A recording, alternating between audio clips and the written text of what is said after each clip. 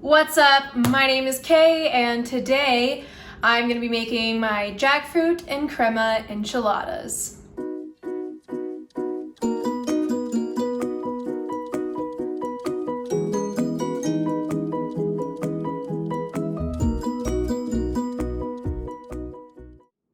I hold this recipe near and dear to my heart for multiple different reasons. Foremost being the fact that this is the very first recipe that I curated and designed and perfected myself since I became vegan and started cooking plant-based. The second reason is the fact that I grew up on my mom's cooking, and she's the one who basically taught me how to cook. Thanks, Mom. Well, my mom's sour cream chicken enchiladas were a staple growing up for me. Since going plant-based in the kitchen, I have not lost my craving for enchiladas. Specifically, my mom's sour cream chicken enchiladas that she made were so good that I was like, you know what? I'm gonna figure out how to veganize it. And that's what led me to experimenting with a lot of stuff and figuring out the recipe that I have today. My first attempts at making this recipe were not so successful. I don't know if y'all have ever seen an actual jackfruit, like the whole fruit. It's the size of a giant watermelon. It's like yay big. It's all horny, as if it looks like it has a bunch of horns all over it. It's kind of spiky. Anyhoozles. They're very difficult to work with. I went to the store and I couldn't find any canned jackfruit or packaged jackfruit, and so I bought a jackfruit. That thing haunts my nightmares. Do not, I repeat, do not try to use a fresh jackfruit. Nonetheless, here we are, and I feel like I'm finally ready to share this recipe with the world. Obviously, otherwise I wouldn't be here doing this. Anyways, let's get down to business. For the enchilada mixture, you will be needing 1 package or can of jackfruit, half of a yellow onion chopped, a half cup of chopped Brussels sprouts, 1 cup of chopped white mushrooms, 1 minced jalapeno, 4 to 6 chopped chipotle peppers, a 1/4 cup of chopped green chilies, 1 teaspoon garlic powder, 1 teaspoon onion powder, half teaspoon paprika, half teaspoon cumin, and half of a lime juiced. You might be wondering why on earth I'm putting Brussels sprouts in my enchilada mixture. The reason is solely because it adds more body and texture to the mix. Be sure to cut the butt ends off of the Brussels sprouts and then slice and chop them up as fine as you can. When it comes to chopping up the white mushrooms, there's no need to be perfect, just roughly chop them up until they're all in small bits. Finally, chop half of a yellow onion. Now we're going to cut the ends off of our jalapeno, cut the jalapeno in half lengthwise, and then pit because we don't want the seeds. It adds too much spice. Slice the jalapeno lengthwise into skinny strips and then turn sideways and chop as finely as you can. Before cutting your lime in half, I like to give it a few rolls on the cutting board just to get the juices flowing. Chipotle peppers in adobo. This can is only 3.7 ounces. It was the smallest one I could find because you really don't need a whole lot for this recipe. It is very important for the flavor profile of this dish. In the written version of this recipe, I have said that you can omit or lessen the amount of peppers and sauce that you use in the recipe if you're sensitive to heat and you don't really like spicy things. The amount that I typically use does not make it very spicy, but again, if you're sensitive to heat, then feel free to use a lot less than I do. For the mixture, I suggest using 4 to 6 of the chipotle peppers.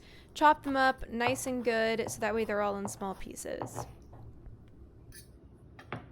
These are chopped or diced green chilies in a can. This can is 7 ounces. I feel like this is plenty, more than enough actually. The first thing you're going to do with this can of green chilies is squeeze out as much of the juice as you can. This 7-ounce can gave me about a quarter cup of juice, which was perfect for my sauce that we're making later. And you're going to want to separate about a quarter cup of the chopped green chilies to put into the mixture. This brand of jackfruit is the one that I suggest most highly. It is the Upton's Naturals brand. If you can't find this particular brand of jackfruit anywhere near you, then canned jackfruit will work just the same. Only disclaimer is that if you are going to use canned jackfruit, make sure that you chop it up into pieces before you cook it. If you are using packaged jackfruit, take the pouch and break up as many of the chunks as you can by hand prior to cooking. Another very important piece to this recipe is going to be cashews. Raw, unroasted, unsalted cashews. The cashews need to be soaked. You can do this by either soaking them in hot water for 2 to 4 hours prior to cooking, or the lazy way like me and boil them for about 15 minutes. In a large skillet over medium heat, add a little bit of vegetable broth. Then we're going to add the yellow onion and Brussels sprouts, chopped white mushrooms, our chopped up jalapeno. We're going to mix that to combine and add a little bit more broth if needed. Next, we're going to want to add our spice blend, stir until well combined, and saute for 2 to 3 minutes. Now we're going to add our green chilies, our chopped up chipotle peppers, stir that up to combine, and saute for another 2 to 3 minutes. Checking up on my boiling cashews. I'm probably going to leave them in there for a few more minutes to get a little bit softer. It's jackfruit time. Toss that stuff in there. Use your spatula to break up any remaining larger chunks and mix well. Grab the other half of that lime and juice it all in there, mix it up, and let simmer for about another 2 to 3 minutes until all flavors are combined. For our crema sauce, we are going to need our cup of soaked cashews, 1 cup veggie broth, 3 tablespoons apple cider vinegar, the juice from our can of green chilies, a quarter cup of chopped green chilies, half teaspoon garlic powder, half teaspoon onion powder, 1 tablespoon of nutritional yeast, half of a lime juiced, 2 tablespoons of adobo sauce, and 1 to 2 chipotle peppers.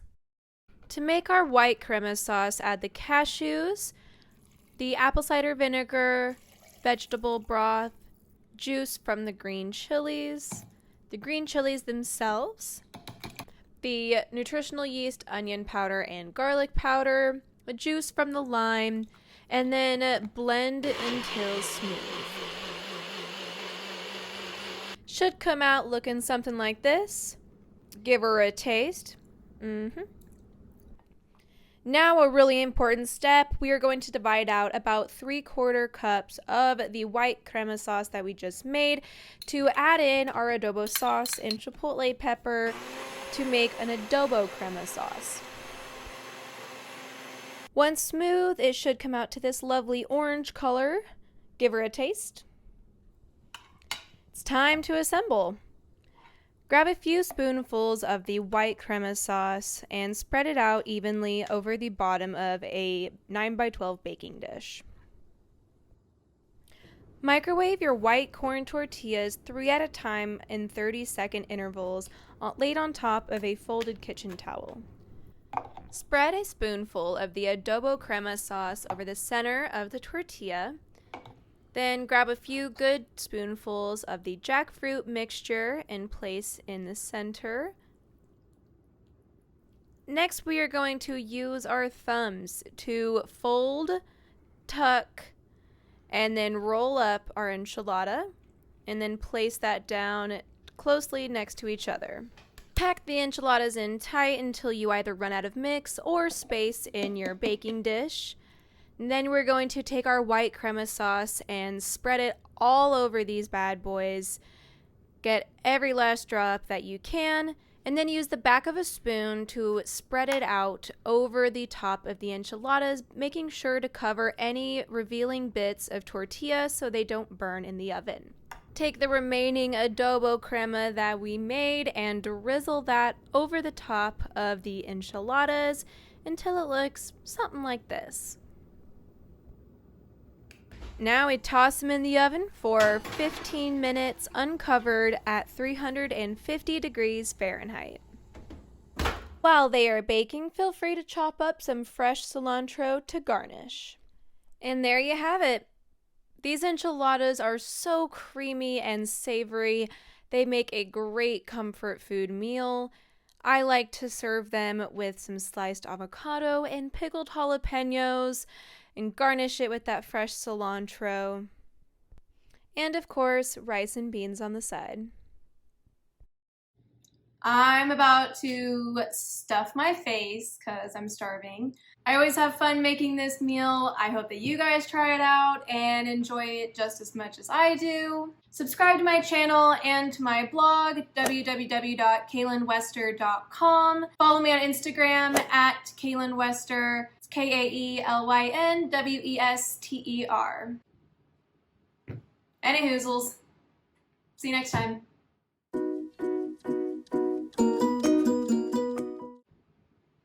I'm literally so excited for this.